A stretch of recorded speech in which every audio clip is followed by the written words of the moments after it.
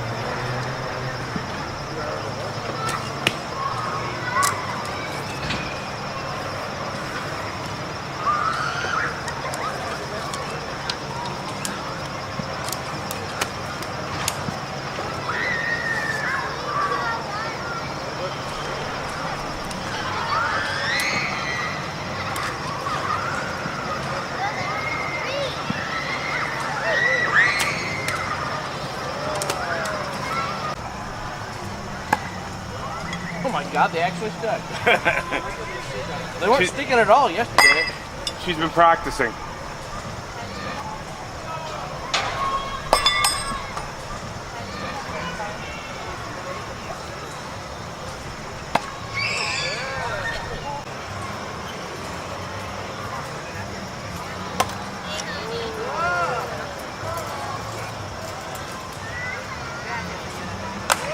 A little high. Message. I have news. It's not bad news, but it's big news. You should call me. You should call me. I have surprising news. Good job. Weapons back on the rack. Yes? Oh, I see these on What is that called? Viking whipcording? It's 4-strand braiding, basically. But you can do it with bobbins, which makes it a little bit longer. Yeah, I know.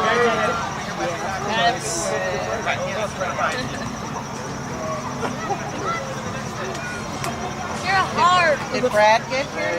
Brad wanted? Yeah. They did. Oh, okay. Okay.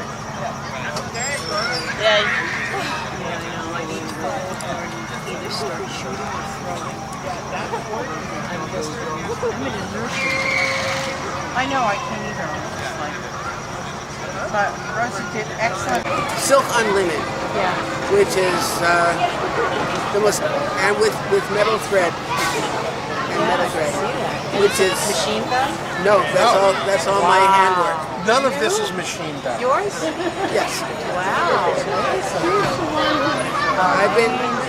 I've been embroidering since I was a kid, and I shamed my grandmother into teaching me how to embroider because I didn't want to know I knitting bored me to tears. But for some reason I wanted to embroider, and I've been doing it ever since. When I got interested in fighting, she wanted to find something to keep her busy, so she started researching period embroidery. This is an Elizabethan cap.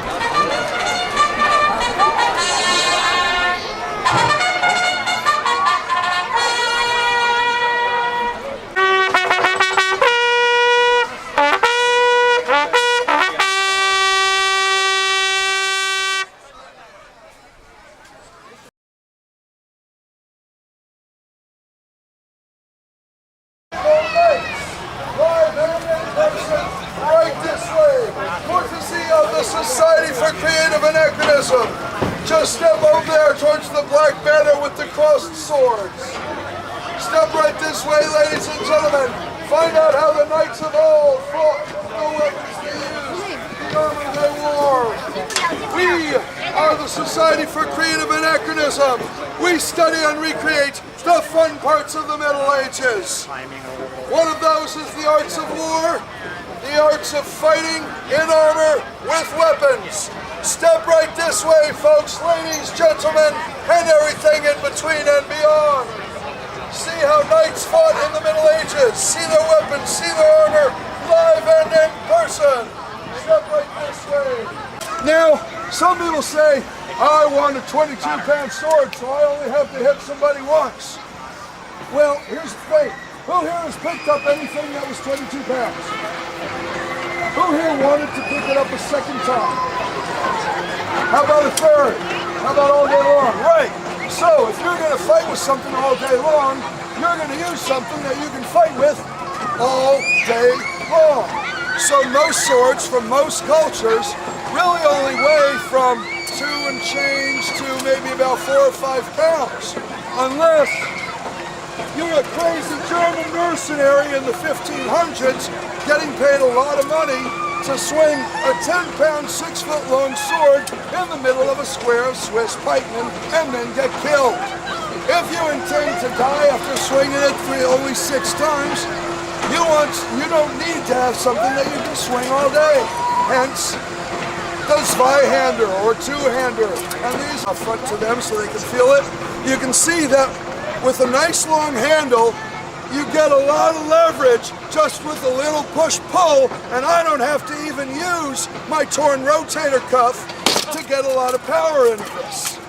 All right? Now, you'll notice that these weapons are constructed for use in the competition in the Society for Creative Anachronism. That's why the Covenant duct tape with a stripe to define the edge and a padded tip if I ever want to thrust. You'll notice I did not put a stripe to define an edge above this cross guard here.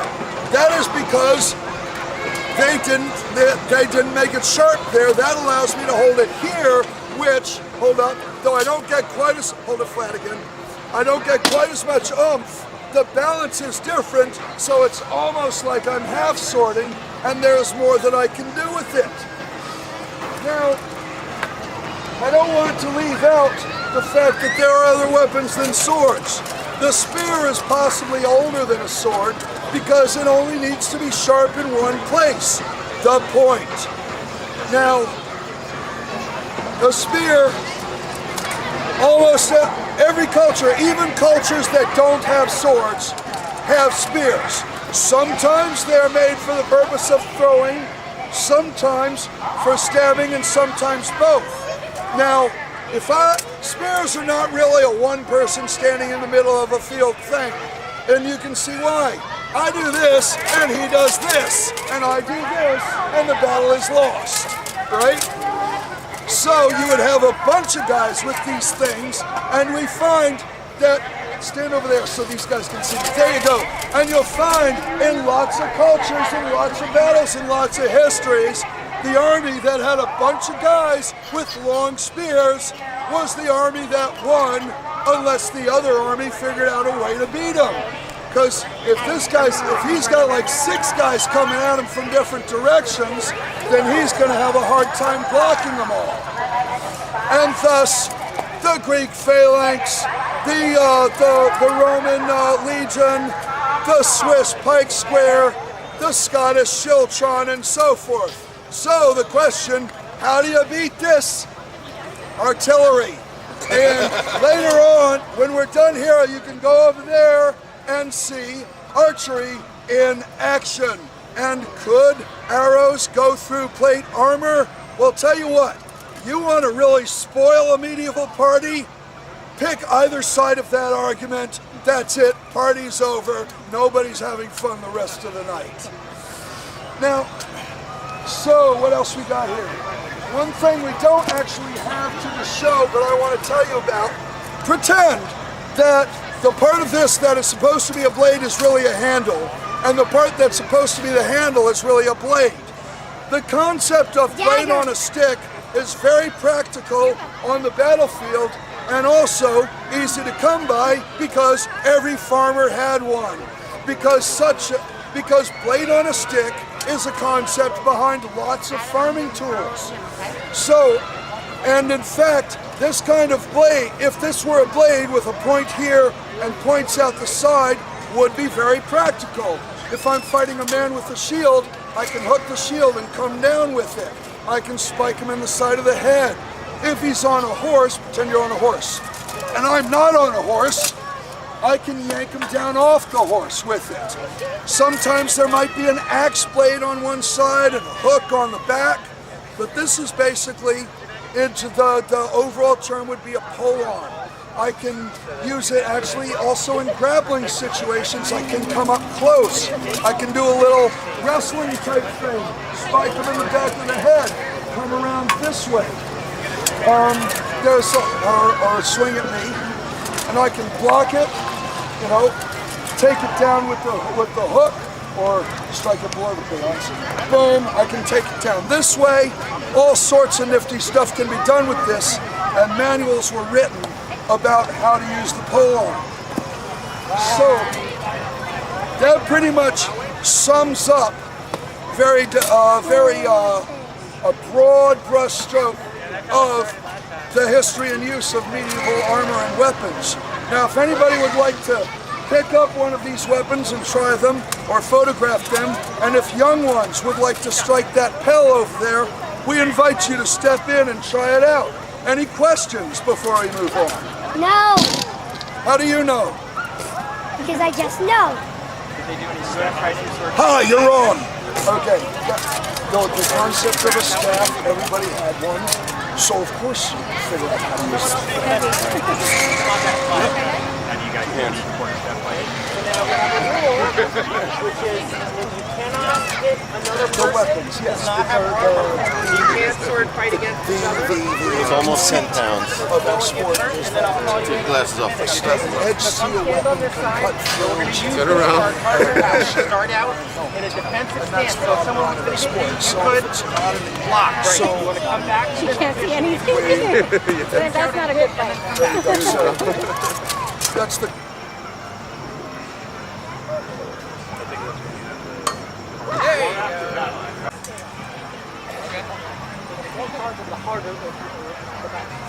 You're not in charge of your own fate at that point. He's in charge of your fate. You're in charge of his fate. So that was the whole point of them just charging, is just stabbing to the right. And it worked. It was one of the very first tactics that actually worked against a big, large number of berserkers, that you would actually put yourself in the hands of your buddy next to you. I need to spend more time over here. These are fun. My favorite is the flail. It's like, Well, the High- flail high- seems terribly awkward. well, it's high school physics, conservation of momentum. Just don't put it Oh. straight up or you're gonna crack your knuckles. What you swing it, and hopefully around here will catch on the arm. This. This will wrap around and move faster and faster and faster and tighter, then bash your arm into a bloody pulp. Well, actually, the flails were meant more for Well, that's how I would do it. the horseback, because the fact is that you've got a horse that's already charging, which is a bunch of energy. There's a lot of momentum there. Speed. You're a knight with a bunch of armor. That's putting more energy. That's more weight behind the hit. You're sitting there flinging it around, going anywhere from 2 to 15 miles an hour. And there's a guy standing still on foot. All he has is, he might just be a peasant with a club that has a few nails in it. It's just a really nice one. If he's lucky, it's got nails in If it. he's lucky. Well, no. Most farmers had nails to make sure that their everyday stuff was maintained. So they didn't have any money to actually buy weapons. So they just put a bunch of nails in a club, and that was your weapon. Demolish the camp? Gary's been using empty cans Oh, okay. to But demonstrate. for a knight in armor with all that weight and all that energy, and him just to go and finally make contact with you,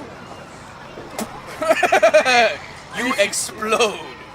It's like getting hit with a double-decker bus. Just. And if you miss, if you overshoot a little bit, Yes, let us not destroy the Different wheel. weaponry.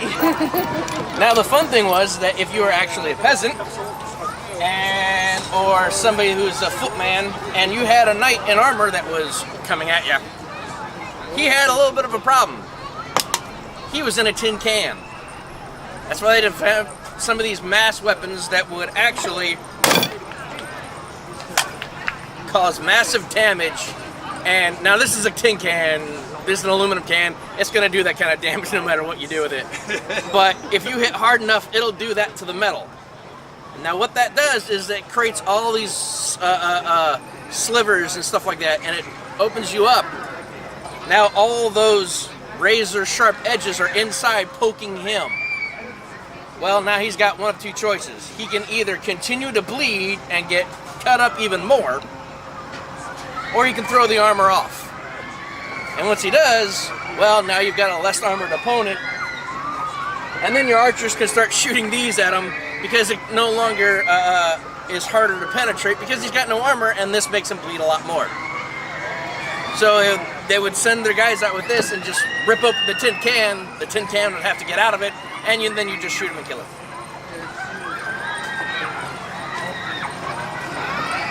Now, there's also things that were meant to actually not be sliced or punctured quite like this. And that was usually stuff like chainmail. The chainmail there are arrows that were meant for piercing chainmail. But some of the armor was really tough to get through, which is why they came out with the big mass heavy weapons. These are meant to crush the guy inside the tin can. Because the fact is that you can sit there and crush the man inside the can and leave the can relatively debt-free. For looting later. For looting later. And guess what? Now you've got the armor. You didn't have to spend a dime. You just had to get a big metal bar and crush the guy inside and clean it out a little bit. It's basically the whole egg in an egg carton effect. If you can destroy the egg inside the carton without destroying the carton, you still win. It was the mass weapons that were meant to break bones, shatter joints, cause internal hemorrhaging, all these different things that were meant to internally hurt you rather than actually damage the outside, because they had done so much to make sure that the outside was protected. Now every time there was a new weapon on the market, whether it's for the new technology, stuff like that, it was always a mass slaughter on the other side. Because the fact is that, hey, we made chainmail. Nothing can get through it. They massacre an entire thing of people. Well, these people over here learned to make arrows that penetrate the chainmail. Well, now they're massacred. Well, this group over here decided that they knew how to actually make crossbows, which they can get an entire legion of guys to do in a half an hour rather than the lifetime it takes for these guys. So the entire army now has to do short-range archery. Go over there, and they're massacred. Every time there was something new, it was always generally a slaughter on one side or the other. And then they invented the flintlock, and it's like, oh, hell, yeah. So much for armor now. If you look at some of the paintings around the time, you'll actually notice that the actual armor on particular soldiers and footmen and knights and stuff like that started to get less and less. And you can actually see this in some of the paintings that are from the old masters and stuff, that the armor starts getting less and less because it was less effective. Because you didn't have a guy with a sword swinging around anymore. You actually had a guy with a flintlock that could actually shoot you, and that pretty much ended armor. So I can't remember the particular master that was doing it and his apprentices, but there was one, like, I remember it was actually at one of the museums. I don't know if it was here or not, but you could actually see the different stages of where the armor actually was in every painting. So it went from full armor to the guys that were doing the rapiers and had like the flintlock guns in their hands, and had very little armor on, because there was only a couple things that they really wanted to protect. And it's like, I might come across a guy that still has a sword every once in a while, so a little protection, that's good. But against the dude with the flintlock gun, not so much. Which is why it became a lot lighter armor.